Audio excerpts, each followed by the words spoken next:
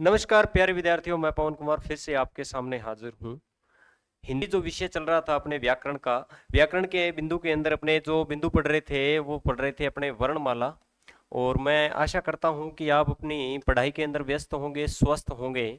और अपने जो बिंदु चल रहा था वर्णमाला, आज उसकी अपने लास्ट क्लास करते हैं और इस बिंदु के बाद में अपने लगभग 100 क्वेश्चन लेकर आएंगे और उसके अंतर्गत पूरी की पूरी वर्णमाला जो है फिर से अपना रिवीजन हो जाएगा। और मैं आपको विश्वास दिलाता हूं कि उस क्लास के बाद में आपको कहीं भी भटकने की आवश्यकता नहीं होगी, क्योंकि पूरे के पूरे वर्णमाला टॉपिक का फिर से अपने क्या करेंगे, एनालिसिस करेंगे और आपका रिवीजन फिर से होगा। ये 4-5 क्लास ये और एक क्लास आगे जो अपनी क्वेश्चन पे रहेगी, जिसके अंदर एमसीक्यू और पीवाईक्यू दोनों शामिल होंगे। प्रीवियस ईयर के प्रश्न पत्र और हमारी संस्था द्वारा या मेरे द्वारा बनाए गए जो प्रश्न पत्र हैं वो भी प्रश्न जो है वो भी उस प्रश्न पत्र के अंदर रहेंगे। उसके अंदर लगभग 100 क्वेश्चन होंगे।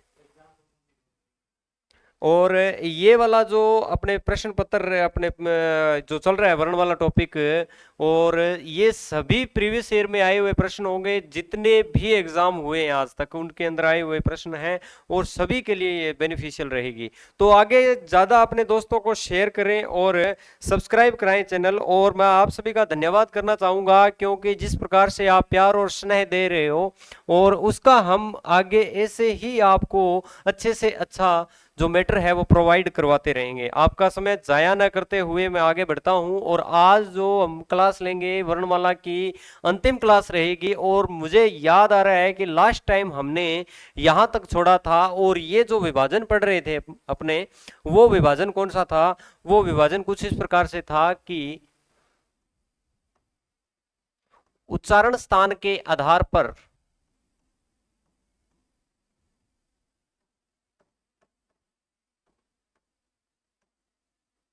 स्थान के आधार पर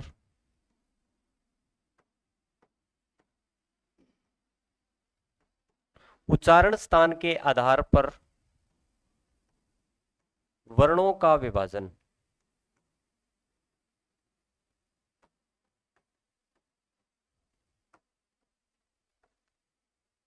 आई बात समझ में? उच्चारण स्थान के आधार पर, उच्चारण के आधार पर 8 प्रकार पढ़े थे हमने, उसी प्रकार उच्चारण स्थान के आधार पर 10 प्रकार होते हैं। ये अंतिम क्लासिफिकेशन रहेगा अपने इस क्लास के अंदर वर्णमाला टॉपिक का।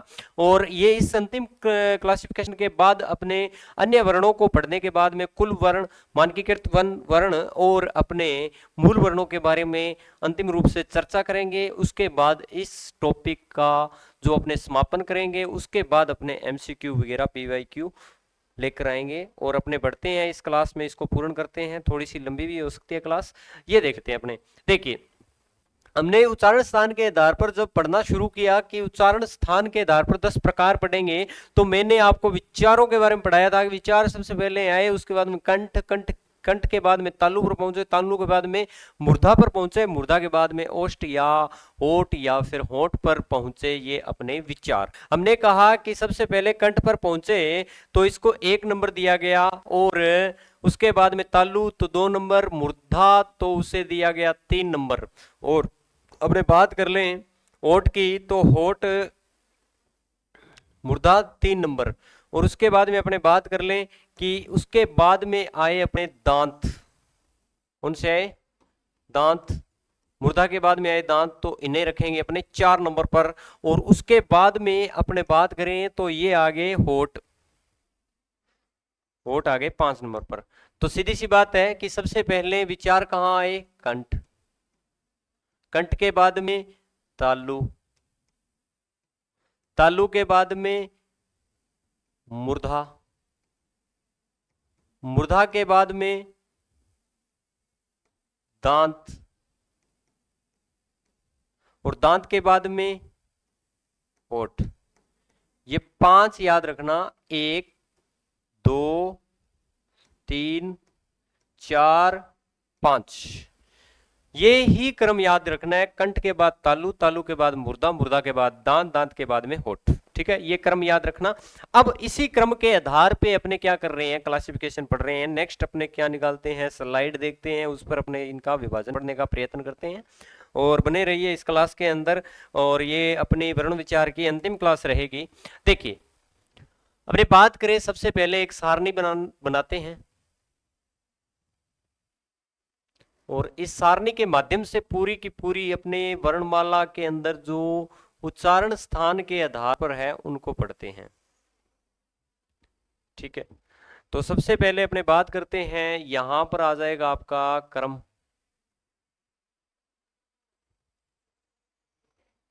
कौन सा हो जाएगा, क्रम।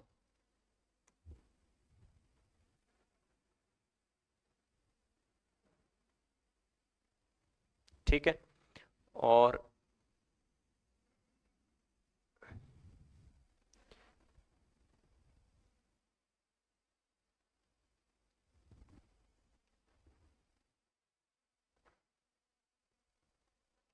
देखिए,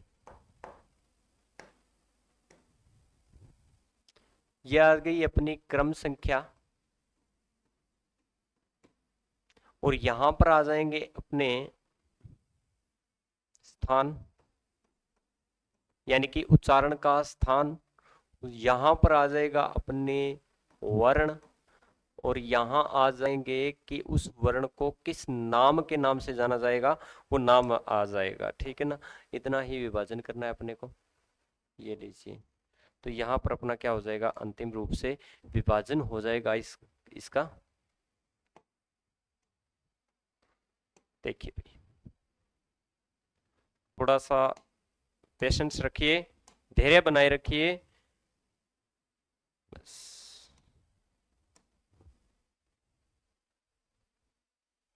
ठीक है जी, अब जो अपने करेंगे वो कितने सभी वर्णों का विभाजन करेंगे, और जिसके अंदर क्या करेंगे, जिसके अंदर कौन कौन से वर्ण करेंगे, 11 स्वरों का विभाजन करेंगे, 44 व्यंजनों का विभाजन करेंगे। किनका करेंगे, 44 व्यंजनों का विभाजन करेंगे। ठीक है ना, जिसके अंदर अपने अंतस्थ और अपने 11 और 33, यानी कि 33 व्यंजन हो जाएंगे। कितने हो जाएंगे, 33 व्यंजन हो जाएंगे। ठीक है, आई बात समझ में। तो टोटल हो गए अपने 44,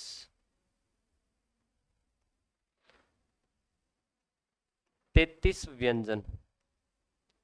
ठीक है, तो ये क्लियर हो जाए आपके सामने चीजें रख रहा हूं। फिर से आपको मैं बता रहा हूं कि इस चैनल के माध्यम से आप अपने दोस्तों को जोड़िए, और इन बेहतरीन चीजों का आप उनके साथ आनंद लीजिए। और मैं विश्वास दिलाता हूं कि आपको आगामी परीक्षा के अंदर यहां से प्रश्न देखने को मिलेंगे, क्योंकि इससे बाहर कुछ नहीं जाएगा, मैं आपको विश्वास दिलाता हूं। ठीक है जी, अब अपने बात करते हैं कि 1 नंबर, यहां मैंने क्या लिखा, 1 नंबर लिखा, और 1 नंबर लिखते ही आपके दिमाग में मुख्य अवयव के अंतर्गत कौन सा अंग आ गया, कंठ। मैंने बोला कंठ 1 नंबर, 2 नंबर तालु, मूर्धा 3 नंबर, दांत हो गया 4 नंबर, और होठ हो गए कितने नंबर पे, 5 नंबर। तो 1 नंबर पे कौन आया, तालु आया। कौन आया, तालु आया। अब मैं यहाँ पे थोड़ी सी चीजें लिख रहा हूं। स्वर कितने होते हैं, 11। एस, आ, ई, ई, उ, उ, री, ए, आई, ओ, और आपका औ, ये थे। उसके बाद हमने क्या किया कि कै वर्ग, ठीक है, च वर्ग, ठीक है, ट वर्ग, ठीक है,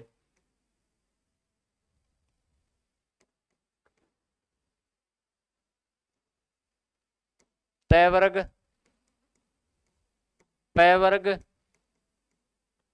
ठीक है, और उसके बाद में आपका आएगा य, रे, ले, व, श, श, से, और आपका है, ये आएंगे। अब देखिए, इन सब का विभाजन करेंगे, और इनके साथ में एक और लिखेंगे, ये वाला विसर्ग। क्या लिखेंगे, विसर्ग लिखेंगे। ठीक है, और एक ये वाला, ठीक है, जिसे हम अनुस्वार के नाम से जानते हैं। देखिए एक नंबर आपके सामने लिखा, तो एक नंबर पर कौन आएगा आपके, कंठ, और कंठ लिखेंगे तो आपको क्या है, क्रम से उठाते जाना है। एक नंबर पे कौन आता है, कंठ आता है, तो आपको क्या करना है, एक नंबर पर दो तो ले लेने हैं स्वर। कितने ले लेने हैं, दो तो ले लेने हैं आपको स्वर, दो दो लेने हैं हर बार, दो स्वर ले लो, और कै वर्ग पूरा का पूरा ले लो, और एक ले लो कौन सा, विसर्ग। अब देखिए क्लासिफिकेशन, एक नंबर बोला तो एक नंबर में कंठ आएगा, दो स्वर ले लो, ले लिए साहब, कै वर्ग पूरा का पूरा ले लो, और आपका अपने विसर्ग ले लो, क्या ले लो, विसर्ग ले लो। ये देखिए तो सबसे पहले क्या आएगा, ए, आ, कै वर्ग, और आपका कौन सा आएगा, विसर्ग। कोई दिक्कत है यहां तक, ये सारी चीजें हुई। अब अपने बात करते हैं कि ये वर्ण यहां लिखने थे, कोई बात नहीं, अपने यहां लिख देते हैं। एक नंबर पर कौन आया था, एक नंबर पर आया था कंठ, ये लिख दिया हमने कंठ, और कंठ से कौन कौन सा लिखा था हमने, ए, आ, और आपका कै वर्ग, साथ में क्या लिखोगे आप, विसर्ग। ये बोले जाते हैं कंठ से। ये कहां से बोले जाते हैं, कंठ से बोले जाते हैं, याद रखना, कंठ से बोले जाते हैं। ये क्रम याद रहेगा ना, रट्टा मारने की आवश्यकता नहीं है, क्योंकि सबसे पहले दो स्वर लेने हैं, कै वर्ग पूरा का पूरा लेना है, और आपका विसर्ग लेना है। अब देख लीजिए ये कंठ से बोले जाते हैं, इसी कारण इन्हें क्या बोला जाता है, कंठ्य। क्या बोला जाता है, कंठ्य बोला जाता है। यहां तक कोई प्रॉब्लम है, रट्टा मारने की आवश्यकता नहीं है, रट्टा मारने की आवश्यकता नहीं है। अब अपने चलते हैं आगे। अब देख लीजिए कंठ, एक नंबर के बाद में दो, देखिए एक के बाद में दो, तो बात करते हैं कंठ के बाद में कौन सा स्थान आएगा, कौन सा मुख्य अवयव आएगा कंठ के बाद में, पता ही नहीं चलता कब अपना तालु शुरू हो जाता है। तो यहां लिखूंगा मैं तालु, क्या लिखूंगा, तालु। तालु की बात कर ले तो दो स्वर लिए, ए, आ ले लिए, और फिर से दो स्वर लूंगा मैं, फिर से आगे वाले दो स्वर लूंगा, ये लो, ई और दीर्घ ई को ले लिया। अच्छा, च वर्ग ले लो पूरा का पूरा, क्या ले लें, च वर्ग पूरा का पूरा ले लो। अब इनमें से नहीं लेना, अब इन भाइयों को स्टार्ट कर देना है, किनको, इनको स्टार्ट कर देना है। एक बार इसको लेना है, एक क्रम में एक एक लेना है इन दोनों में से, और एक एक एक एक इस प्रकार से चलना है अपने को, तीन तक चलना है, ये रे ले श श स हर बार लेना है ना। तो अब अपने बढ़ते हैं आगे। देखिए ए, आ के बाद स्वर कौन से आए, दो, ई और आपके दीर्घ ई आगे। उसके बाद में आएगा आपका च वर्ग पूरा का पूरा, कौन सा आ गया, च वर्ग पूरा का पूरा आ गया। च वर्ग ले लिया हमने, ये रहा, दोनों स्वर ले लिए। अब इन अंतस्थ और उष्मीय व्यंजनों में से एक एक लेना है, तो पहले ले लो एक एक, ये और श को रख लो इधर, ये लो, ये और आपका श, कोई दिक्कत। देखिए तालु से बोला गया, इसी कारण इन वर्णों को बोला जाता है तालव्य। क्या बोला जाता है, तालव्य वर्ण बोला जाता है। अब बढ़ते हैं आगे। क्या समझ में आ रही है चीजें, कमेंट बॉक्स में जरूर बताना भाई। रट्टा नहीं मारना, क्रम से चलना है चीजों को, बहुत ही ये नाजुक सी चीजें होती हैं, है ना, इनको बहुत गहराई से सोचना पड़ता है। रट्टे मारने से ये चीजें याद नहीं होती, क्रम से याद करना पड़ता है। कुछ टेक्निकल चीजें होती है, इनको फील करना पड़ता है। अब देख लीजिए, अब आप कह रहे हो कि क्रम टूटेगा आगे, ई तक क्रम चला, अब ऊ आ गया। अब ऊ बोलते हैं तब भी पता चलता है कि अपने होठ गोल हो रहे हैं, यानी कि ओष्ठाकृति के आधार पर आएंगे। किस आधार पर आएंगे, होठों की आकृति के आधार पर आएंगे। तो एक बार के लिए आपको क्या करना है, इन दोनों को छोड़ना है, इनको छोड़ना है, ठीक है जी। और ये भी एक बार रुकेंगे, क्योंकि ये क्या है, संधि स्वर है। आगे कौन से हैं, संधि स्वर है। अब देख लीजिए सिंगल सिंगल वाले कौन से थे, ए, आ, ई, उ, री, ये सिंगल सिंगल वाले हैं, किन्हीं स्वरों की आवश्यकता नहीं पड़ी इन्हें बनाने के लिए। अब सिंगल कौन सा रह गया, री। तो अब आप क्या करोगे, देखिए 3 नंबर पर तालु के बाद में क्या आता है, मूर्धा। तालु के बाद में कौन आता है, मूर्धा आता है। आप बताइए मूर्धन्य स्वर कौन सा होता है, री। मूर्धन्य स्वर कौन सा है, री है। अच्छा, च वर्ग के बाद में कौन सा आया, ट वर्ग। ये लो ट वर्ग हो गया। यह श लिख दिया। अब आगे वाले यह के बाद क्या आएगा, रे। श के बाद क्या आएगा, श षटकोण। कौन सा है, श षटकोण। अच्छा, इन व्यंजनों का जो उच्चारण है वो मूर्धा से हुआ, इसी कारण इन्हें बोला जाता है मूर्धन्य। क्या बोला जाता है, मूर्धन्य बोला जाता है। इनको क्या बोला जाता है, मूर्धन्य स्वर या मूर्धन्य वर्ण बोला जाता है। इनको क्या बोला जाता है, मूर्धन्य वर्ण बोला जाता है। आई बात समझ में। अब बढ़ते हैं आगे अपने। अब अपने आगे बढ़ते हैं तो हम प्राप्त करते हैं कि कहां तक पहुंच गए अपने, ट वर्ग तक पहुंच गए। कहां तक पहुंच गए अपने, ट वर्ग तक पहुंच गए हैं भैया, ये लो। अच्छा, ट के बाद में कौन आएगा, ट के बाद में आएगा आपका तय वर्ग। कौन सा आएगा आपका, तय वर्ग आएगा। अब देख लीजिए रीस्वर हो गया ना, रीस्वर हो गया, ये लो। रीस्वर भी हम कर चुके हैं, ये लो। जो जो हो गए उनके नीचे ग्रीन, ये भी हो गया, ये भी हो गया। अब देख रहे हैं कि तय वर्ग आएगा। कौन सा आ गया, तय वर्ग आ गया। 4 नंबर मूर्धा के बाद में दांत, और इधर लिखेंगे अपने तय वर्ग। कौन सा आएगा, तय वर्ग आएगा। अब कोई स्वर बचा है सिंगल वाला, नहीं बचा, क्योंकि ये क्या है, संधि स्वर आगे आगे है ना, ये क्या आगे, संधि स्वर आगे। अब देखते हैं कि एक बार इनको रोक के रखेंगे। सिंगल सिंगल वाले सारे हो गए, लेकिन कौन सा रह गया, ऊ ऊ। इसकी आकृति से पता चल रहा है ये तो ओष्ठाकृति वाले हैं, इनको रोक के रखना पड़ेगा। एक बार स्वरों को नहीं लेना है। दांत से आएगा अपने तय वर्ग। कौन सा आएगा, तय वर्ग आएगा। लो जी, तय वर्ग का भी अपने क्या कर दिया, काम कर दिया। अब मैंने कहा था एक अंतस्थ लेना है और एक क्या लेना है, उष्मीय लेना है। तो ये देखो, रे के बाद में क्या आता है, ले। अच्छा, श षटकोण के बाद में क्या आता है, से। अब आपको पता चल गया ये दो तरीके से, यानी कि दुए से बनने वाला श, जिसे आप क्या बोलते थे, श शलगम, ये तलव श होता है। श षटकोण वाला मूर्धन श होता है। क्या होता है, मूर्धन श होता है। उसी प्रकार ये स जो होता है ये दंत श होता है। ठीक है, अब दंत से जो है वो कौन से, तय वर्ग और लय और श आएगा। ठीक है ना, आई बात समझ में। अब अपने आगे बढ़ते हैं।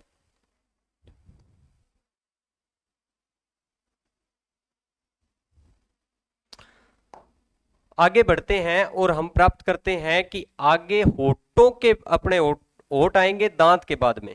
दांत के बाद में क्या आएंगे, ओठ आएंगे। 5 नंबर पर किसका क्रम था, हमने पढ़ा था कि ओठ, इनका था, ओठ का जो क्रम था,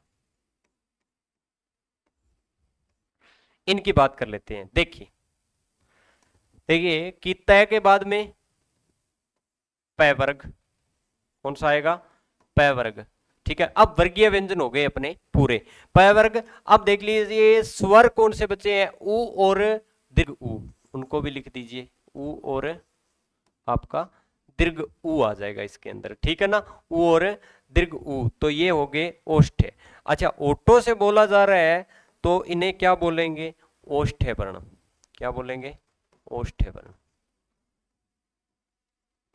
ठीक है, आई बात समझ में।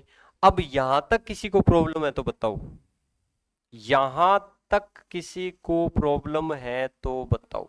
अब अपने आगे बढ़ते हैं और आगे बढ़ते इस क्रम के अंदर देखते हैं कि हमने कर क्या क्या लिया, उन सबको अपने क्या करते हैं, मिटा देते हैं। देखिए हमने सारे के सारे वर्गीय व्यंजन कर लिए, तो उनको मिटा दो, ये लो, खत्म। अच्छा, य से लेकर लय तक, श से लेकर श तक ये भी कर लिए, इनको भी मिटा दो, इनका भी कुछ कोई काम नहीं है। ठीक है जी। अब हमने स्वरों के अंदर ये भी कर लिया, इसे भी मिटा दो। ठीक है जी। अब स्वरों के अंदर हमने री तक कर लिया, ये भी मिटा दो। अब ये वाले वर्ण बचे हैं हमारे पास, सामने क्या बचे हैं, ये सारे वाले वर्ण बचे हैं। अब इनका थोड़ा सा क्लासिफिकेशन करने का प्रयत्न करते हैं। और आप देख रहे हो कि ये जो स्वर है इसका जो निर्माण होता है ए प्लस ई से कर सकते हो इसका निर्माण। ए का जो निर्माण होता है ए प्लस ए से होता है, और ए आई ओ का निर्माण होता है वो होता है ए प्लस ऊ से होता है। औ का जो निर्माण होता है ए प्लस ओ से होता है। आई बात समझ में? ये जो निर्माण कार्य देख लीजिए, ए का निर्माण ए प्लस ई, आई का निर्माण ए प्लस ए, ओ का निर्माण ए प्लस ऊ, औ का निर्माण ए प्लस ओ से होता है। देख लिया आपने कि इनका निर्माण किस किस से हुआ। देखिए जब अपने ए की बात करें तो ए और ई स्वर लगा, आई की बात करें तो ए और ए लगा, ओ का बात करें तो ए और ऊ लगा, औ की बात करें तो ए और ओ लगा। तो हमें प्राप्त हुआ क्या, हमें जानकारी ये प्राप्त हुई कि जो ये ए है, ये ए है, इसके अंदर ए आ रहा है, इसके अंदर ए आ रहा है, इसके अंदर इधर ई आ रही है, इसके अंदर इधर ई आ रही है। ए का निर्माण किससे हुआ है, इस ए का निर्माण करते हैं तो ए प्लस ई, सेम ही है ये। तो इसका मतलब इनका उच्चारण स्थान एक ही होगा, इनका उच्चारण स्थान एक ही होगा। उसी प्रकार इनका भी उच्चारण स्थान एक होगा, उसी प्रकार इनका भी उच्चारण स्थान एक होगा। तो लिख लेते हैं, क्या बड़ी बात है साहब। ये लीजिए 6 नंबर पे अपने क्या लिखेंगे, 6 नंबर पर क्या लिखेंगे, ए और आपका आई। बड़े ध्यान से करना है, बड़े प्यार से इन चीजों को ना, ए और आपका आई। देखिए ए और आई, इनको बोलने में ए और ई का बड़ा योगदान रहता है। ए का उच्चारण स्थान कौन सा है बताइए, ए का उच्चारण स्थान कौन सा है, कंठ। ई का उच्चारण स्थान कौन सा है, तालु। तो याद रखना ये कंठ और तालु से बोले जाते हैं।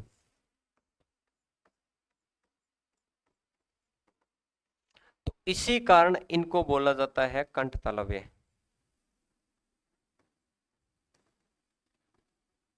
इनको क्या बोला जाता है, कंठ तालव्य बोला जाता है। इन सबको क्या बोला जाता है, कंठ तालव्य बोला जाता है। ठीक है ना। अब अपने आगे बढ़ते हैं और आगे इस क्रम को देखते हैं। तो 7 नंबर पर क्या करेंगे, ए और आई का काम हो गया। अब अपने बढ़ते हैं ओ और औ के ऊपर में। 7 नंबर पर देखते हैं कि इधर लिखेंगे वर्ण कौन से, ओ और आपका औ। ठीक है। अब देखते हैं कि 7 नंबर पर, 7 नंबर की बात करें तो देखिए कि ओ का निर्माण ए प्लस ऊ से हुआ है, औ का निर्माण ए प्लस ओ से हुआ है। इसका मतलब इनका उच्चारण स्थान क्या होगा, एक ही होगा। ए का उच्चारण स्थान कौन सा है, कंठ है।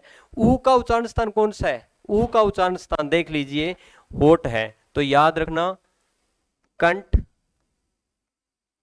प्लस होठ, है ना। तो कंठ प्लस होठ से बोले गए हैं, इसी कारण इन्हें बोला जाता है कंठोष्ठ।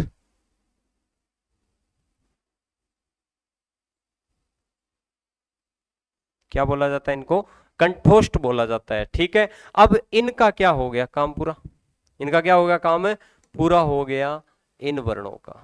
आगे बात समझ में। तो इनको मिटा सकता हूं मैं, ये लीजिए। अब बचे क्या हमारे सामने, अब बचे क्या हमारे सामने, ये 3, एक ये और एक ये। इनकी बात कर लेते हैं जी। इनकी बात करें तो सबसे पहले हमारे सामने आता है क्या, वय वर्ण। कौन सा आता है, वय वर्ण आता है। देख लीजिए बड़ी शालीनता से इन चीजों को करना पड़ेगा, जल्दबाजी में गड़बड़ हो सकती है भाई। देख लीजिए वय वर्ण की बात कर ली जाए तो वय वर्ण का आपको सिंपली याद रखना पड़ेगा, सबसे ज्यादा प्रयोग वय को बोलने में अपने होठों का बड़ा ही प्रयोग रहता है। किनका, होठों का। तो याद रखना होठों का रहता है, तो होठ तो आएंगे ही आएंगे इसमें। क्या आएंगे, होठ। क्या आएंगे, होठ आएंगे। ठीक है। उसके बाद में अपने बात कर लें तो होठों होठ से किया जाता है, तो बताइए कि वह का जो उच्चारण स्थान है वो क्या रहेगा, होठ, प्लस में आप बताइए कि और क्या रहेगा इसके अंदर, और इसके अंदर क्या रहेगा, तालु। क्या रहेगा, तालु रहेगा, इसके अंदर क्या रहेगा, तालु रहेगा। तो याद रखना ओट और तालु। एक मिनट, थोड़ी सी भी गड़बड़ गड़बड़। ओट और दांत क्या रहेगा, ओट और दांत, तो इसको बोलते हैं दंतोष्ठ। तो वह का उच्चारण स्थान क्या रहेगा, दांत और आपके होठ रहेंगे, दांत और आपके क्या रहेंगे, होठ रहेंगे।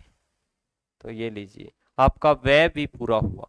देखिए वह का उच्चारण स्थान होठ प्लस दांत यानी कि दंतोष्ठ, होठ प्लस दांत यानी कि आपका दंतोष्ठ। ठीक है, अब बचा है वर्ण।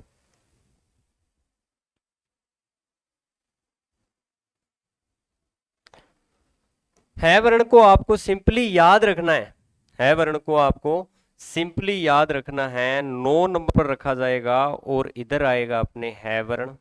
है वर्ण की बात कर लें तो है वर्ण जो है स्वर यंत्र से बोला जाता है।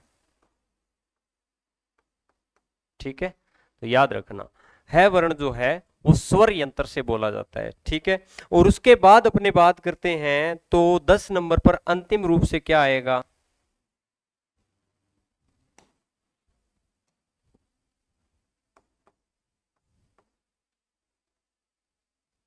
अनुस्वार। 10 नंबर पर क्या आएगा, अनुस्वार। तो याद रखना नाक से बोला जाता है, यानी कि इसे बोलते हैं नासिक्य। इसे क्या बोला जाता है, नासिक्य। तो यहां तक किसी को दिक्कत है तो बताइए भाई, यहां तक किसी को दिक्कत है तो बताइए कि अपने 1 नंबर पर जो पढ़ा था कि 1 नंबर पर जो आएगा वो आएगा आपका कंठ, है ना। कौन सा आएगा, कंठ आएगा। 2 नंबर पर आएगा वो तालु आएगा। ये क्रम अगर किसी को याद है तो ही आप कर पाओगे भाई, नहीं तो रट्टा मारना पड़ेगा, मूर्धन्य। और उसके बाद में दांत, दांत के बाद में आपके आ जाएंगे होठ। ये क्रम है, यही तो क्रम था। ये क्रम अगर आपको याद है तो कर लोगे। कंठ 1 नंबर पे है तो याद रखना पहले 2 स्वर ले लो, कै वर्ग पूरा का पूरा ले लो और आपका विसर्ग आ जाएगा। तालु 2 नंबर पर है तो आगे वाले 2 स्वर च वर्ग पूरा का पूरा, यर लव वाले स्टार्ट कर दिए एक एक वर्ण, ये श। ठीक है, उसके बाद मुर्दा, मुर्दा के अंदर री वर्ण लिया था, री स्वर लिया था, ट वर्ग पूरा का पूरा रे और श। इस प्रकार से हम सारा का सारा विभाजन कर चुके हैं। और ये किस आधार पर है तो याद रखना किस आधार पर रहेगा, ये उच्चारण स्थान के आधार पर।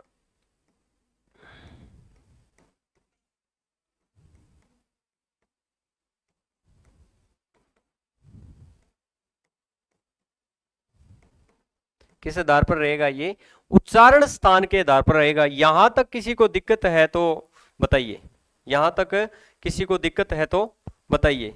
हाँ जी, हाँ भाई, उम्मीद करता हूँ कि आप सबको इतनी बातें समझ में आ गई होगी, ये विभाजन अच्छे तरीके से समझ में आ गया होगा। थोड़ा सा अपने क्या है कि इसको देख लेते हैं, उसके बाद अपने उसारने पे चलते हैं। ये हमने इसलिए बनाया था क्योंकि आपको ये 1 number, 2 number, 3 number, 4 number, 5 number ये क्रम याद हो जाए आपको। ये जब आपको क्रम याद हुआ तो इस क्रम के सारे हमने लिखा कि 1 नंबर पे कंठ, 2 पे तालु, 3 पे मूर्धा, 4 पे दांत, 5 पे ओठ थे, है ना। और उसके हिसाब से हमने देखा कि 2 2 स्वर उठा रहे थे हम और पूरा का पूरा एक एक वर्ग उठा रहे थे। साथ में अपने 2 नंबर से तालु से शुरू कर दिया था अपने अंतस्थ, और कौन से वर्ण चालू कर दिए थे, उष्मीय व्यंजन चालू कर दिए थे। उसके बाद में हम ये पूरी की पूरी सारणी कर चुके हैं। और साथ में आपको मैंने एक वर्ण लिखाया है जिसका नाम है। कौन सा वर्ण है वर्ण आपको लिखवाया। तो है वर्ण जो है इसको स्वर यंत्र या फिर काकल ध्वनि भी बोला जाता है। इसको स्वर यंत्र के अंदर भी रखा जाता है।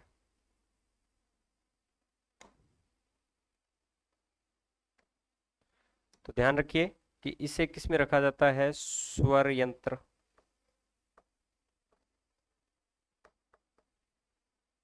या फिर इसका जो उच्चारण स्थान रहता है वो रहता है काकल। आप देख रहे हो कंठ के अंदर ये वाला जो अपने पोर्शन है इसे स्वर यंत्र के नाम से जाना जाता है। और जैसे ही आपका तालु खत्म होता है तो वहां से आपको इस तरीके की एक स्ट्रक्चर देखने को मिलेगी। इस तरीके से कुछ घंटी टाइप में लटका रहता है हमारे पीछे, जब मुंह खोलते हैं तो उसे बोलते हैं काकल। क्या बोलते हैं? काकल। अपने बागड़ी भाषा के अंदर अपने गांव में क्या बोलते हैं उसे? कागोलिया। क्या बोलते हैं? कागोलिया। यानी कि बच्चे को तो कहते हैं कागोलियो गिर गयो, तो वो कागोलिया होता है। क्या बोलते हैं उसे? काकल बोलते हैं हिंदी के अंदर। तो याद रखना ये जो वर्ण है वर्ण, इसका जो उच्चारण स्थान है काकल्य माना गया है। क्या माना गया है? काकल्य स्थान माना गया है। क्या माना गया है? काकल्य स्थान माना गया है। लेकिन आपको मैं नोट करा दूं कि ये जो दो वर्ण देखते हैं, एक तो ये वाला और एक आपका विसर्ग, इसकी चर्चा करेंगे अपने लास्ट में। एक तो आपका कौन सा है वर्ण और एक आपका कौन सा विसर्ग की बात कर लेते हैं। आप देखिए कि अपना जो काकल या फिर स्वर यंत्र जो है, काकल या फिर स्वर यंत्र जो है वो कंठ में है। किसमें है? कंठ में होते हैं। इसी कारण इनका कई जगह उच्चारण स्थान कंठ भी दिया हुआ है। क्या दिया हुआ है? कंठ भी दिया हुआ है। तो आपको ऑप्शन के अनुसार, आपके विकल्प के अनुसार आपको चुनाव करना होगा। वैसे इसका जो फाइनल उत्तर कई जगह माना गया है वर्ण का, वो माना गया है काकल्य। क्या माना गया? काकल्य माना गया है। और ए का जो है वो कौन सा है? कंठ है। इस पे अपने और चर्चा करेंगे आगे, इस पे अपने और चर्चा करेंगे। ठीक है, देख लीजिए। वैसे मेरा आगे आपको मैं बता दूंगा इसको कि आपका एक तो है वर्ण है और एक आपका कौन सा है? विसर्ग है। ठीक है, ये दो वर्ण हैं। इस पे अपनी चर्चा करेंगे और कर लेंगे आगे चर्चा। ठीक है ना? तो ये उच्चारण स्थान है। अब इस तरीके से आपको अगर ये सारणी याद हुई है, इस तरीके से अगर आपको ये सारणी याद हुई है तो ठीक है, ये सबसे सरल तरीका है, ये सबसे सरल माध्यम है। इसके बाद में अपने क्या करेंगे और करेंगे उच्चारण स्थान के आधार पर। ये 10 प्रकार कर लिए। अब अपने और इसका क्या करते हैं, इसको याद करने का प्रयास करते हैं। और मैंने अपने किताबों के अंदर कुछ किताबों में लिखा हुआ है तो वो भी करवाने का प्रयास किया है। वो सबसे सरल तरीका था। अगर वो किसी को तरीका अच्छा नहीं लगता हो तो ये क्या है, संस्कृत के अंदर कुछ ध्वनियों के द्वारा लिखा गया है यहाँ पर, वो अपने क्या है कि बोलकर एक एक लाइन उनको कर सकते हैं। अगर ये याद रहे तो भी ठीक है, वो याद रहे तो भी ठीक है, लेकिन वर्ण का उच्चारण स्थान वही रहेगा। वो भी उस वहीं पे वैसा लिखा है हमने, जो उच्चारण स्थान है वो भी सही है और ये भी सही है। उच्चारण स्थान सब में सही रहेगा। ये मान के चलो कि ये सूत्र ही है एक तरीके के, और इन सूत्रों के माध्यम से आप याद भी कर सकते हो। ये भी ठीक है, अगर 10 के 10 सूत्र याद रहते हैं तो ये ठीक है, नहीं तो वो 1 2 3 वाला आप वो भी लिख सकते हो ना। तो दोनों में से जो पसंद आए वो कर लेना। अब देख लीजिए, सबसे पहला सूत्र है एकुह विसर्जनीयाना कंठ। कौन सा है? एकुह विसर्जनीयाना कंठ। यानी कि ऐसे ए आ कैसे कै वर्ग पूरा का पूरा विसर्जनीय, यानी कि आपका विसर्ग कौन सा है?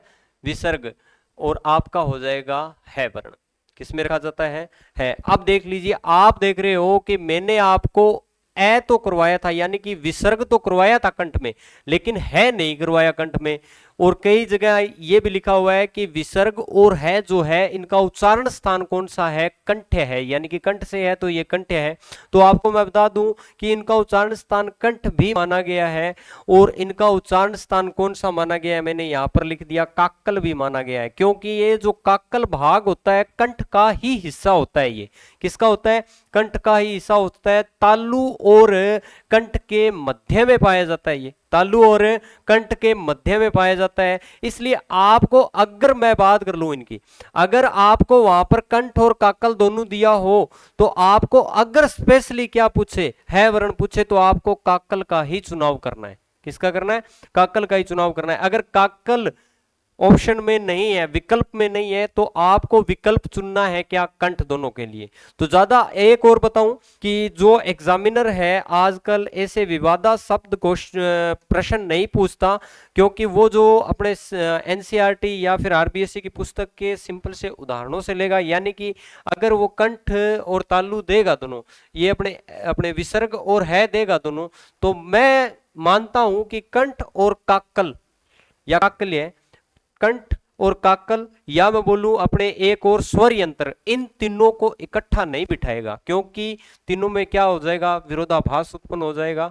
और कोई भी एग्जामिनर नहीं चाहता कि मेरा बनाया गया क्वेश्चन कोर्ट के अंदर उसको क्या देखना पड़े, कोर्ट के अंदर जाना पड़े उस क्वेश्चन को लेकर, और भर्ती क्या हो आगे चली जाए, ऐसा कोई नहीं चाहता। इसलिए वो क्या है कि इन चीजों से बचने के लिए क्या करते हैं, इन चीजों से बिल्कुल परहेज करते हैं। तो ये याद रखना, कंठ और काकल दोनों याद रखना, ये बहुत इंपॉर्टेंट चीज है, ये मैंने नोट लगा के यहाँ पे इसलिए लिखी है। फिर उसके बाद में है इचुयस इचु यसाना तालु। कौन सा है, इचु यसाना तालु, यानी कि ई से दोनों ई आएगी, च आएगा, च वर्ग पूरा का पूरा, य से ये और श से श, ठीक है ना। इचु इचु ये शाना तालु, यानी कि तालु से बोले जाते हैं ये। फिर उसके बाद में है कौन सा, रिटू रशाना मुर्दा। कौन सा है, रिटू रशाना मुर्दा, यानी कि री से री वर्ग, ट से ट वर्ग, री से री स्वर हो गया, ट से ट वर्ग हो गया पूरा का पूरा, ये ट वर्ग नहीं लिखा हमने, तो ये याद रखना, ये पूरा का पूरा ट वर्ग है। कौन सा है, पूरा का पूरा ट वर्ग, ये ध्यान रखना आप। उसके बाद में रे वर्ण और उसके बाद में श वर्ण है आपका, कौन सा है, रे वर्ण और आपका श वर्ण आ जाएगा। उसके बाद में है ऋतु साना दंता। कौन सा है, ऋतु साना दंता, कौन सा है, ऋतु साना दंता। तो याद रखना, एक ये जो ध्वनि दी हुई है आपकी, ये संस्कृत ध्वनि है, कौन सी है, लरी ध्वनि बोलते हैं इसे, क्या बोलते हैं, लरी ध्वनि। ये जो संस्कृत की लरी ध्वनि है ये भी दंत्य के अंदर रखी जाती है। और अपने बात कर लेते हैं कि तय से आपका तू से क्या हो गया, तय वर्ग, कौन सा हो गया, तय वर्ग, ये लय और ये स, यानी कि ऋतु साना दंता होता है। और उसके बाद में आपका आ गया ये वाला उपु पद्मनानिया मोस्टो, कौन सा है। और इसके बारे में बात कर लेते हैं, उ दोनों के दो, प वर्ग पूरा का पूरा, कौन सा है, प वर्ग पूरा का पूरा, यानी कि आपका ओष्ठ है, ओष्ठ है।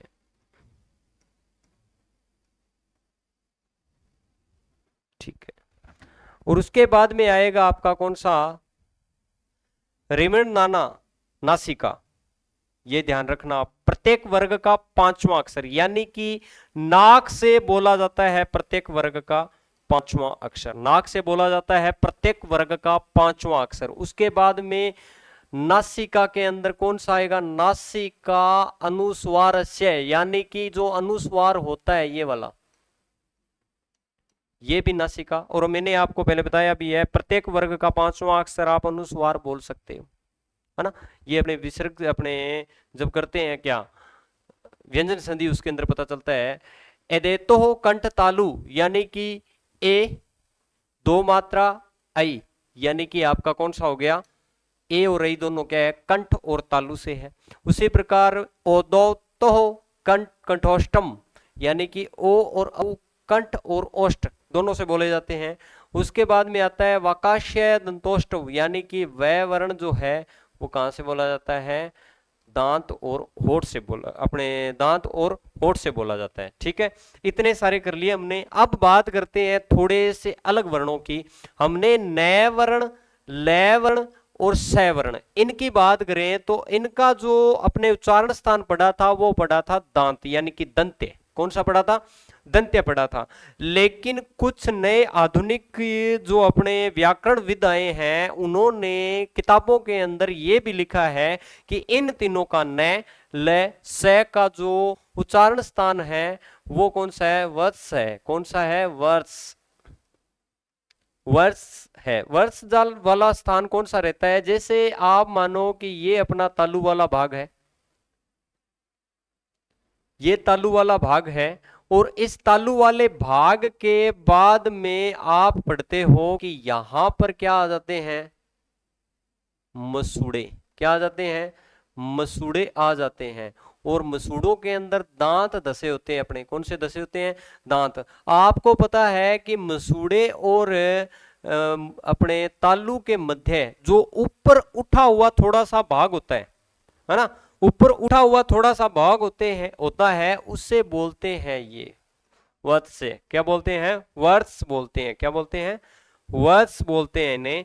और इनसे बोला जाने वाला जो वर्ण है वो कहलाता है वर्ड्स से। कौन सा कहलाता है, वर्ड्स से कहलाता है।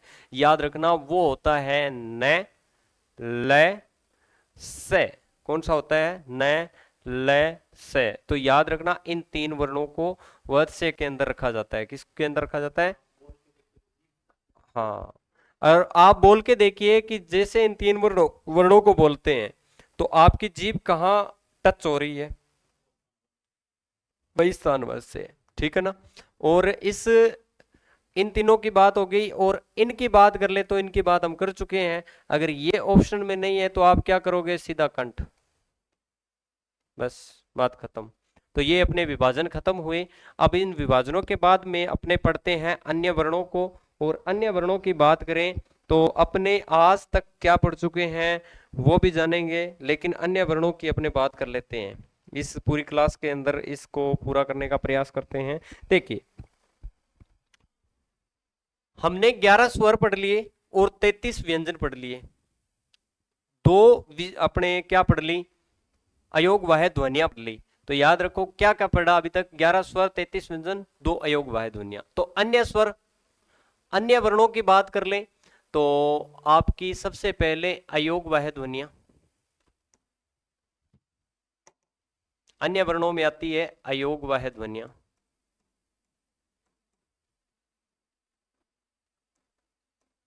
कितनी होती है, मुझे बार बार बताने की आवश्यकता न पड़े। कितनी होती है, 2। और दोनों के दोनों आपको याद होगी शायद, दोनों के दोनों आपको शायद याद होगी। एक थी अनुस्वार और एक थी कौन सी, विसर्ग थी, ठीक है ना। कौन सी थी, विसर्ग थी। दोनों अयोग वाहे ध्वनि, इनके बारे में अपने चर्चा भी कर चुके हैं। इसके बाद में अपने बात करते हैं तो कौन सी आती है,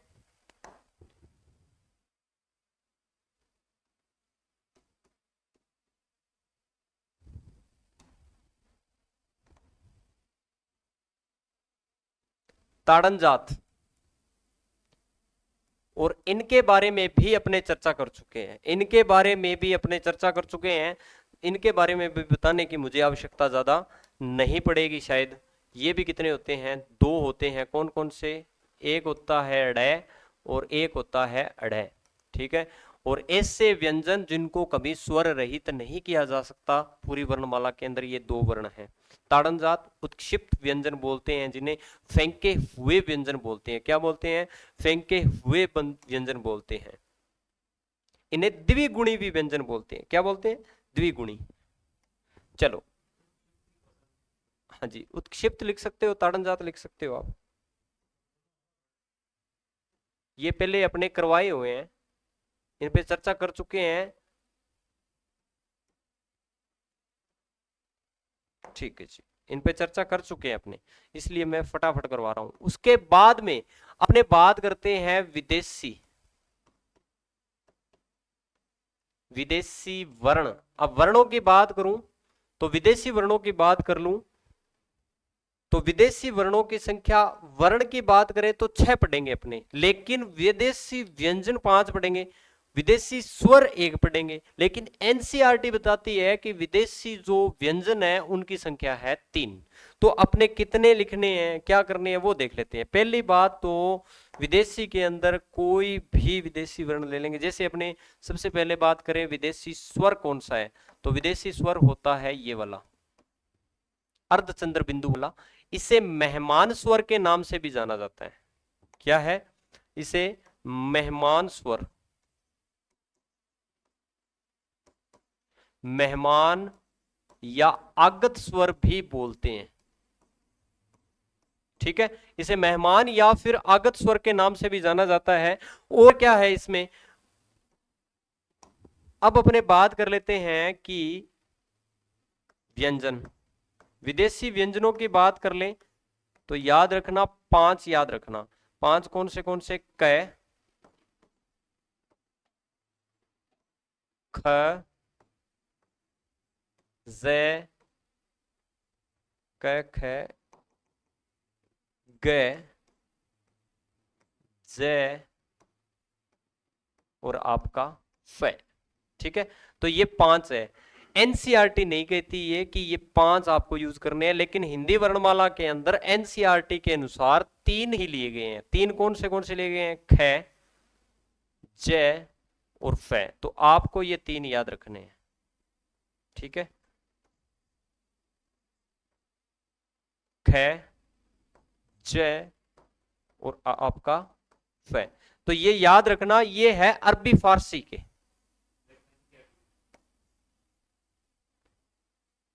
ये कौन से हैं, अरबी फारसी। अब आपको पूछेगा कितने हिंदी वर्णमाला में कितने विदेशी व्यंजन है, तो व्यंजन पूछे तो आपको 3 ही बताने हैं, और ये है एनसीईआरटी के अकॉर्डिंग।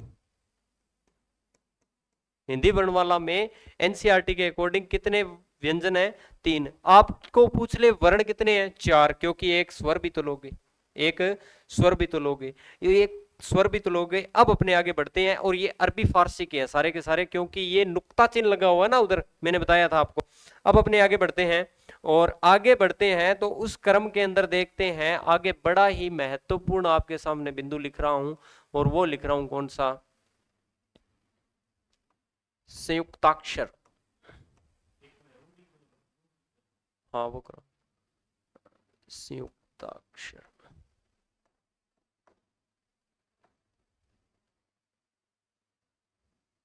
कौन सा है, संयुक्ताक्षर की बात कर लेते हैं। देख लीजिए, संयुक्ताक्षर की बात कर लें तो 2 चीजें आपको मैं बता दूं। एक तो होता है द्वित्व, और एक तो होता है कौन सा, द्वित्व। एक व्यंजन तो मिलेगा आपको द्वित्व, और एक मिलेगा आपको संयुक्ताक्षर।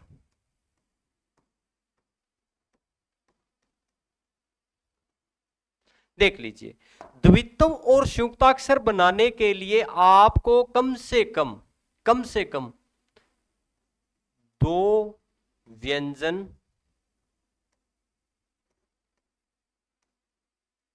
वो भी कैसे, स्वर रहित, जिनमें स्वर ना हो, और एक स्वर चाहिए आपको।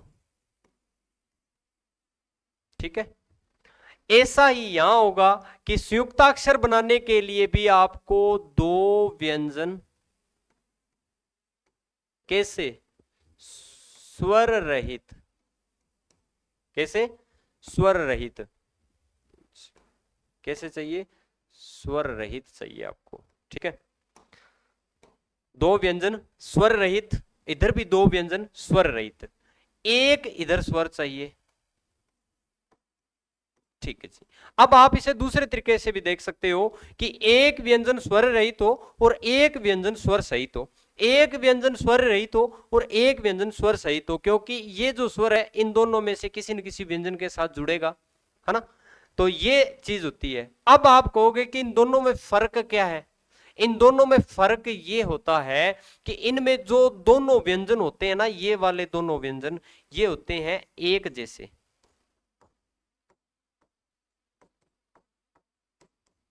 अच्छा, इन दोनों में संयुक्ताक्षर में एक जैसे नहीं होते।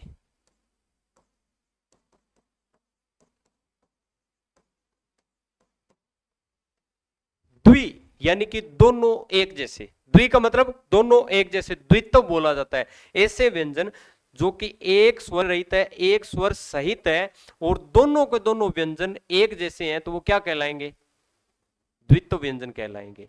अगर दोनों के दोनों व्यंजन एक जैसे नहीं है तो क्या कहलाएंगे, संयुक्ताक्षर। जैसे अपने उदाहरण के लिए कुछ भी लिख सकते हैं, एक्स वाई जेड, मैंने लिख दिया आपके सामने च लिख दिया, बहुत सारे उच्चारण आता है ना, तो उच्चतम आता है, तो उन सब के अंदर क्या है, ये चीजें लिखी आती है ना। उसी प्रकार मैंने लिख दिया, जैसे अपने लिखते हैं ना मक्खन,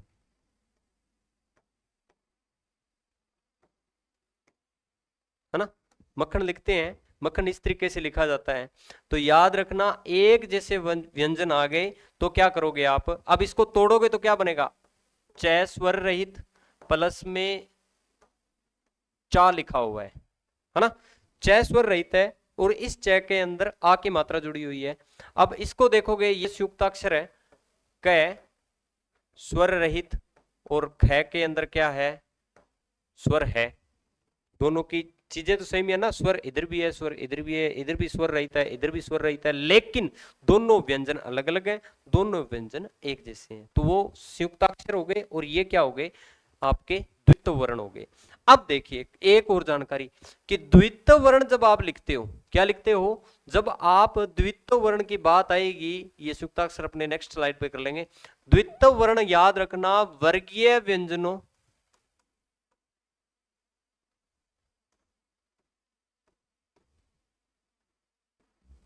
वर्गीय व्यंजन 2 और 4, यानी कि प्रत्येक वर्ग का दूसरा और चौथा वर्ण, प्रत्येक वर्ग का दूसरा और चौथा वर्ण के नहीं बनते, ये ध्यान रखना। जैसे आपने कह दिया कि सर मैं इस प्रकार से लिख दूं, सर मैं इस प्रकार से लिख दूं, सर मैं आपके सामने इस प्रकार से लिख दूं और आपके सामने इस प्रकार से लिख दूं, तो ये गलत हो जाएगा, ये गलत हो जाएगा। वर्गीय व्यंजनों का दूसरा और चौथा वर्ण कभी भी द्वित्व नहीं बनाता, वर्गीय व्यंजनों का दूसरा और चौथा वर्ण कभी भी द्वित्व नहीं बनाता। ये बहुत ज्यादा इंपॉर्टेंट है, क्योंकि आपके सामने शब्द शुद्धि में से पूछे जाते हैं। मैंने लिख दिया ये हमारे सामने देखा देखा सा शब्द लगता है कि मक्खन, लेकिन मक्खन को इस तरीके से लिखा जाता है, लिखा जाता है ना, इस प्रकार से लिखा जाता है। तो आपको यह भी तो पहचान करनी है ना, दूसरा और चौथा अगर एक साथ कहीं लिखे हुए हैं, आधा और पूरा, तो आप समझ लेना वो शब्द बिल्कुल गलत है। क्या है वो शब्द, बिल्कुल गलत है। ठीक है, अब अपने आगे बढ़ते हैं। अब आपके सामने दो क्वेश्चन आएंगे। अब आपसे पूछेगा कि संयुक्त हिंदी वर्णमाला में, हिंदी वर्णमाला में संयुक्ताक्षरों की संख्या कितनी है। मैंने पूछा वर्णमाला के अंदर, तो हिंदी वर्णमाला में संयुक्ताक्षर, हिंदी वर्णमाला में संयुक्ताक्षरों की संख्या कितनी है, 4। वर्णमाला पूछे तो। अब वो पूछेगा हिंदी व्याकरण में संयुक्ताक्षरों की संख्या कितनी है, तो आप कहोगे असंख्य।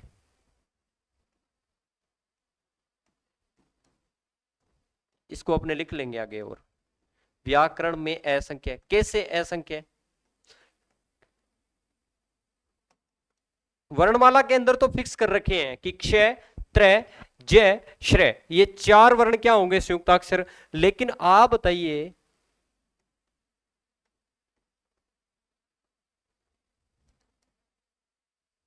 असंख्य। आप मुझे ये बताइए कि इस प्रकार से मैं कितने शब्द बना सकता हूं, कोई गिनती नहीं है। इस प्रकार से संयुक्त करके कितने शब्द बना सकता हूं, कोई गिनती नहीं है। कैसे पहले, कैसे पहले कै लगा दिया, इससे पहले हो सकता था मैं ये लिख दूं, इससे पहले हो सकता था मैं ये भी लिख दूं। कितने बन सकते हैं, हजारों बन सकते हैं। इसलिए असंख्य। पूरी व्याकरण में कितने हैं, असंख्य। हिंदी वर्णमाला में कितने हैं, 4 हैं। कितने हैं, 4 हैं, याद रखना। अब अपने बात करते हैं किसकी, संयुक्ताक्षरों की।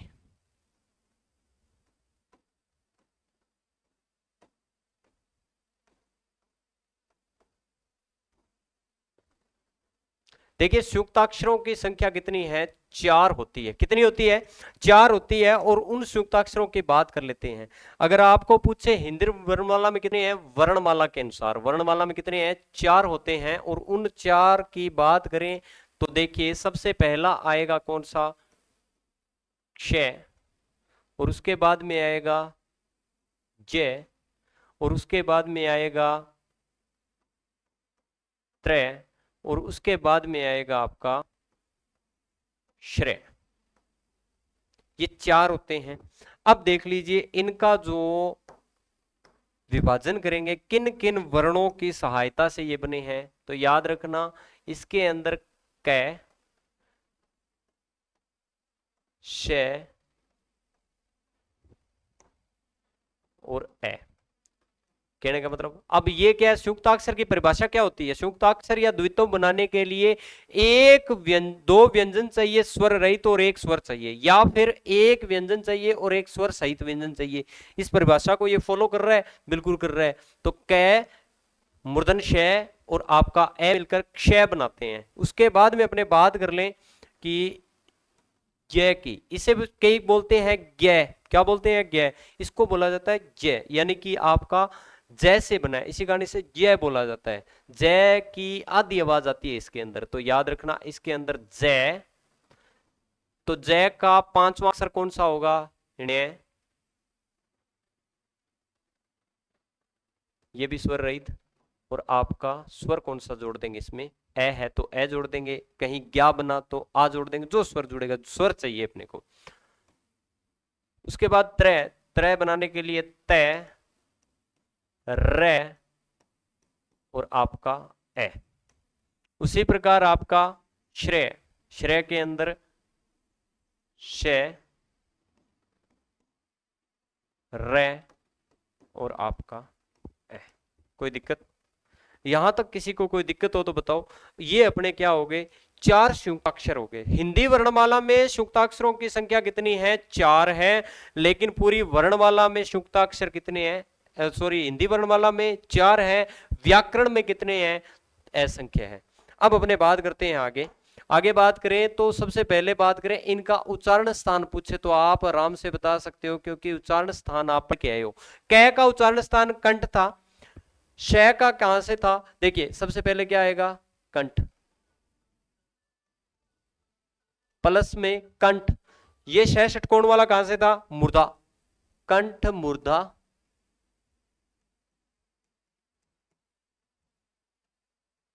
कंठ, ठीक है जी।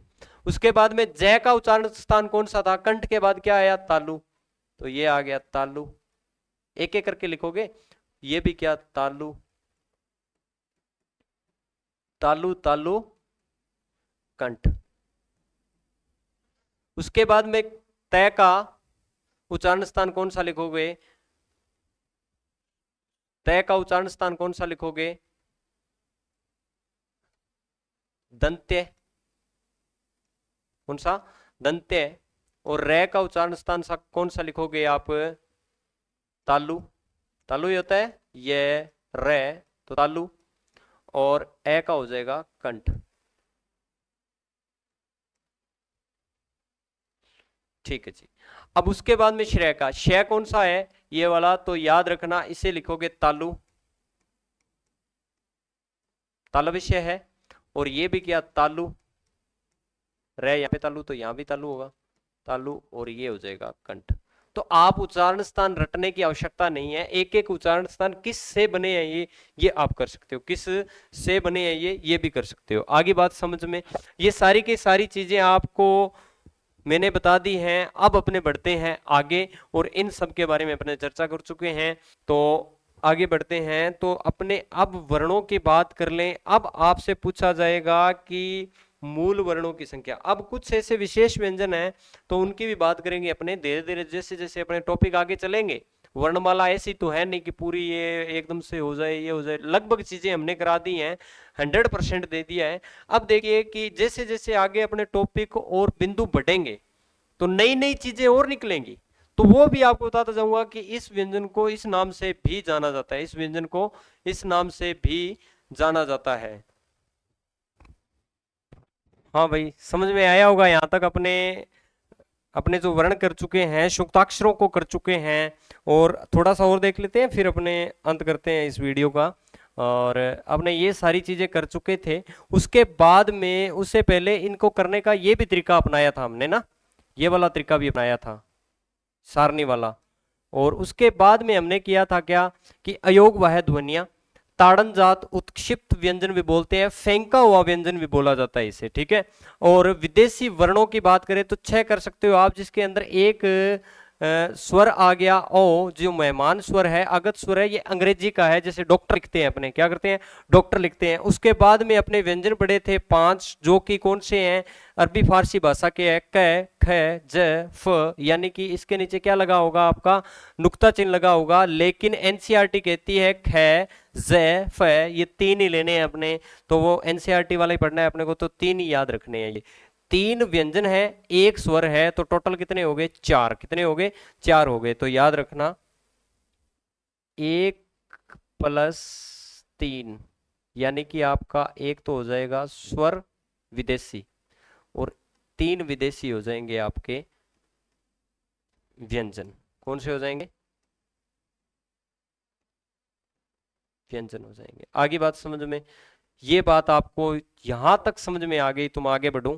फिर हमने किया था कि संयुक्ताक्षर किसे कहते हैं, संयुक्ताक्षर और द्वित्व दोनों के अंदर क्या किया था हमने, विभेद उत्पन्न किया था। और उसके बाद में हमने संयुक्ताक्षर देखे थे, तो क्षय का जो निर्माण हो रहा था वो कंठ, मूर्धा, कंठ, यानी कि क, श, षटकोण, ए। क का जो उच्चारण स्थान है वो है कौन सा, कंठ। श का जो उच्चारण स्थान है वो कौन सा है, मूर्धा। इस श का मूर्धन्य श बोलते हैं, इसे क्या बोलते हैं, मूर्धन्य श। और ए का कौन सा है, कंठ है। उसके बाद में जय की बात करें तो जय का जो निर्माण होता है जय, और इसका ही पंचमाक्षर य, और उसके बाद में ए। जय जो है वो कौन सा आ जाएगा अपने, तालु। कौन सा आ जाएगा, तालु, ये भी तालु, और ये आ जाएगा कंठ। यहां तक कोई दिक्कत। उसके बाद में आता है त्रय। आपको पता है कि इसका जो उच्चारण स्थान है, तय का उच्चारण स्थान रहता है कौन सा, दंत्य। कौन सा रहता है, दंत्य रहता है। कौन सा रहता है, दंत्य रहता है, ठीक है ना। अब अपने बात करते हैं कि रे की बात कर ले तो रे का कौन सा रहता है, मुर्दा। रे का अपने क्या कर दिया, इसके अंदर तालु कर दिया ना, तो यहां पर लिख लो आप मुर्दा।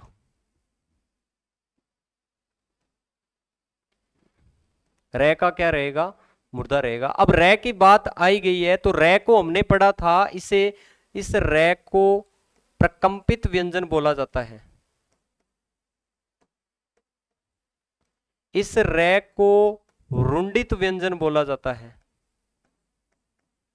इस रे को लुंठित व्यंजन बोला जाता है।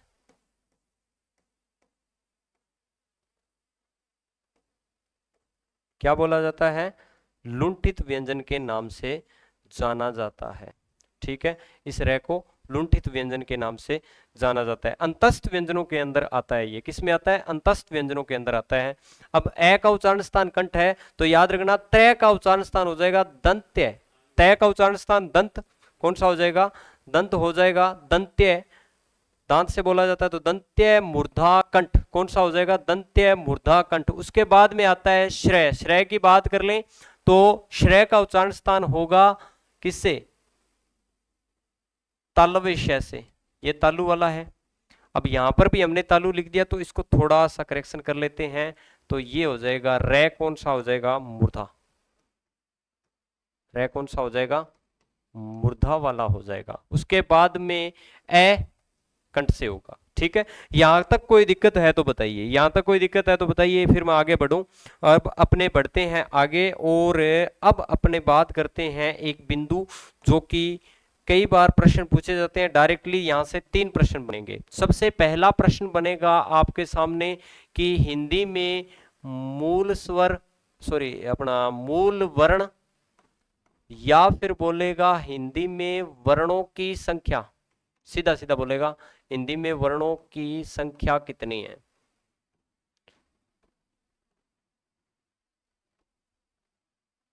तो याद रखना, ऐसा प्रश्न आए आपको पूछे कि हिंदी में मूल वर्णों की संख्या कितनी है, या बोले आपको कि वर्णों की संख्या कितनी है, तो याद रखना हिंदी में मूल वर्णों की संख्या कितनी है, 44। कितनी है? 44। 44 में से 11 स्वर, प्लस में हम पढ़ चुके हैं पहले 33 व्यंजन। इन 33 व्यंजनों में 25 तो वर्गीय व्यंजन होंगे और आपके 4 हो जाएंगे अंतस्थ और 4 हो जाएंगे कौन से? ऊष्मीय व्यंजन। तो आप याद रखना मूल वर्णों की संख्या, हिंदी में वर्णों की संख्या कितनी है? 44 है। कितनी है? 44 है। उसके बाद में अपने बात करते हैं 2 नंबर पर। क्या बोलते हैं? 2 नंबर पर। तो याद रखना दूसरा प्रश्न आएगा, हिंदी में कुल वर्णों की संख्या कितनी है? हिंदी में कुल वर्णों की संख्या।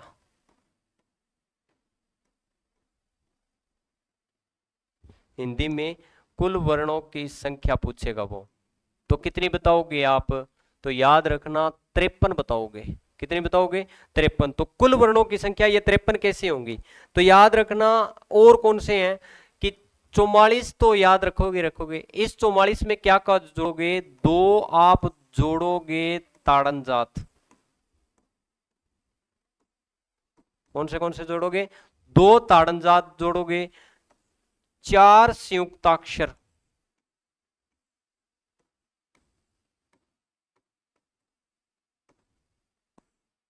जो करके आए अपने पीछे, और 2 अयोग वाहे ध्वनियां।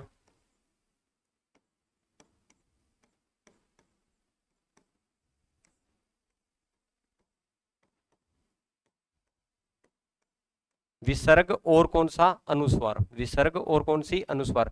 अब देख लीजिए, 44 और 2 46, 46 और 4 50, 50 और 2 52। टोटल कितने हो गए? 52। एक अभी और जुड़ी है जिसका नाम क्या है? अड़े। क्या बोलते हैं? अड़े बोलते हैं। और अड़े को इस प्रकार से लिखा जाता है, इस प्रकार से लिखा जाता है उस वर्ण को, अड़े को। तो याद रखना, और इस वर्ण को विशिष्ट व्यंजन की श्रेणी में रखा गया है। किस वर्ण की श्रेणी में? विशिष्ट व्यंजन की श्रेणी में। अभी अपना जो नया वर्ण जुड़ा है पूरी हिंदी व्याकरण में, वो जुड़ा है कौन सा? अड़े। और ये याद रखना, ये अवधी भाषा का है। किस भाषा का है? अवधी।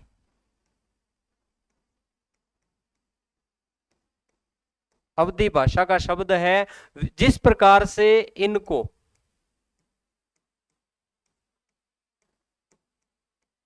अयोग वाहे ध्वनियां बोला जाता है, उसी प्रकार अड़े को विशिष्ट व्यंजन की श्रेणी में रखा गया है। तो कुल वर्णों की संख्या आप बताना 53। कुल वर्णों की संख्या कितनी होगी? याद रखना, दिसंबर 2024 के अंदर नोटिफिकेशन जारी हुआ है, उसके अनुसार अपने 53 कर रहे हैं। अगर 53 ऑप्शन में मिले ही नहीं तो आप 52 करोगे उस स्थिति के अंदर। तो याद रखना। और आपको पूछ सकता है ये कौन सा व्यंजन है? अयोग वाय है, संयुक्ताक्षर है, ताड़न जाता है। तो याद रखना विशिष्ट व्यंजन। एक प्रश्न यहां से भी बन सकता है कि ये कैसा वर्ण है? विशिष्ट व्यंजन की श्रेणी में रखा गया है, अवधी भाषा का है, दिसंबर 2024 के अंदर नोटिफिकेशन जारी हुआ था, उसके अंदर बताया गया है। अब अपने बात करते हैं आगे, और आगे जो बात करते हैं तीसरा प्रश्न क्या बनेगा संख्या को लेकर? तीसरा प्रश्न ये बनेगा कि मानकीकृत वर्णों की संख्या कितनी है?